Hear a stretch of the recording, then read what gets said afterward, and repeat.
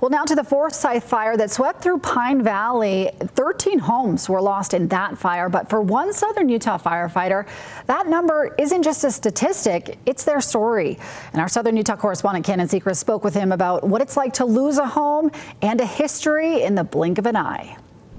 Dale Hagemeyer is a firefighter here in Pine Valley and someone who is used to running toward danger, but nothing could have prepared him for what it felt like to come home to a hole in the earth and almost nothing left inside.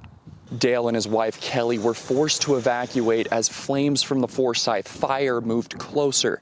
He jumped on a fire truck to warn neighbors, hoping that his home would be spared. My wife and I were here and we got the evacuation order and just threw a few things in the car. I jumped on the fire truck, started going around talking to the neighbors. But again, it was kind of surreal, to be honest. The next day, a call from a neighbor confirmed their worst fear. Your house is gone. They didn't say your house is on fire. They said your house is gone. Their home, their memories, gone in an instant. Dale calls the place where his house once stood the crater, and every day since, he and Kelly have been sifting through what's left.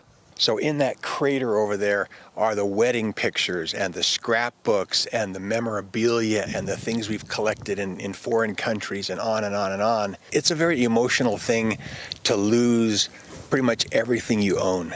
When they were finally able to return, they hoped to find something, anything that the fire had spared. But when we finally got back in here, we thought maybe we'll find something. But unfortunately, the fires were just left to burn themselves out. And it burned at a couple thousand degrees. And so pretty much everything was gone. What we salvaged fit neatly in the bottom of a 5-gallon bucket. And as outsiders drive by to see the damage, Dale says it's hard not to feel like a spectacle. It does make you feel a bit like an oddity, right? That people are just driving by, and they come here about every quarter hour, just circle up here into the cul-de-sac. I do sometimes feel like they're getting entertainment value from the misery of others. It's a little bit frustrating, but you just have to live with it. And while the cleanup is physical, the questions and frustrations with the county, Dale feels, are still unanswered. So my frustration was there was no sense for who's accountable or when it's going to happen. I talked with other neighbors and they said, except for the fact that there's some federal funding apparently that's good for a year, nobody committed to anything. For the family, it's a loss that goes beyond possessions, and it's a wound that can't be fixed by moving on.